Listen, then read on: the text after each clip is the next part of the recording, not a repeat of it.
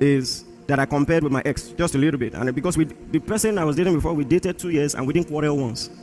Yes, not once. Even when we're breaking up, I just don't think it's going to work. Oh, really? You mean it? Oh.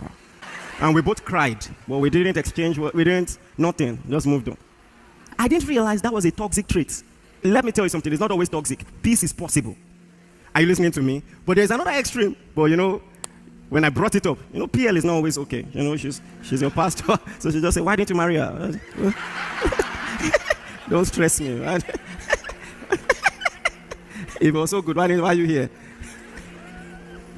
I discovered I was what they called avoidant attachments. And it can be very dangerous. People like me can be very dangerous because we don't like to fight.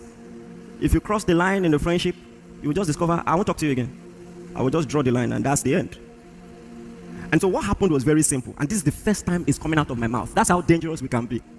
I won't complain, I won't fight, we'll just end it. That's all, we'll move on. It's not you, it's me. Just imagine. Look at all that God is doing through us by the grace of God. And now, move back maybe 15 years. And I'm trying to date someone. I have all this vision in my spirit. I know God is going to do all that He's doing now. And everybody who was around was a part of it, working tirelessly. I will always hold in high esteem the people who saw me years ago and saw the hand of God. The people who will give 5K, 2K, do you understand, to be a part of it? And then we're doing heavy projects. If you know about our ministry, we've always done big things. When I was graduating, we printed 10,000 copies of devotionals and gave it free. Then, I've been crazy for a long time, you see. And all of that was happening thanks to the love, the faith of partners and all of that. And now I'm dating someone who had never given a donation to the fellowship. I'm not materialistic. The fellowship has always had money. I have a grace by the grace of God. Check the history of this ministry. We've never lacked. I just told you, as an undergraduate, we printed 10,000 copies and gave it out free. So we always had money. But I just quietly wondered, like, what is going on? But I had not learned to talk things through. I didn't bring it up.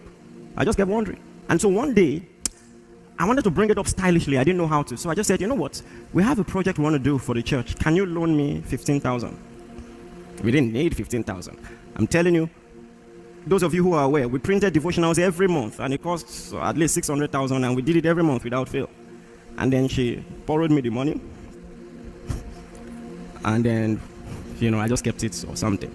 And then months after, honestly, in my mind, I had some respite that, well, at least she could part way with money. It's not as bad as I thought. Then months after, she came to see me, and we're talking, and then we're already going, and she said, hey, about that money that I borrowed you. So I said, okay. So I went, packaged the money in an envelope. Then in another envelope was letter. I've changed. If you like, don't judge. I'm not doing again. Look at the way some of you are judging me. You don't understand. Some of you don't understand visionaries. I'm not trying to excuse it, but you don't understand visionaries. How could you not see it? How could you not be? I'm not talking about a large amount. I'm not once, let's be a part of this. 2K.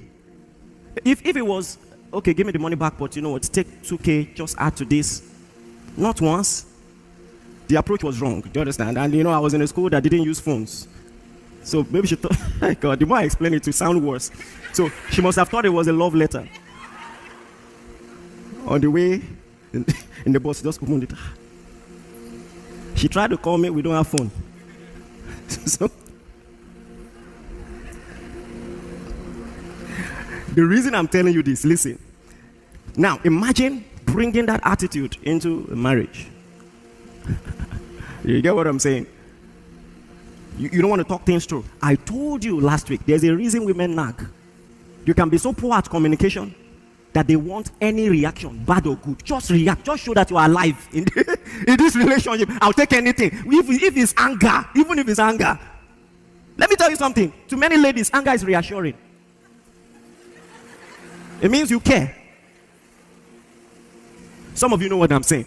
Women, if you have, I'm not saying if you are like that. If you have a clue what I'm saying and you're honest, raise your hand like this. You don't have to raise it up. Thank you. Sounding like this. I'll take it.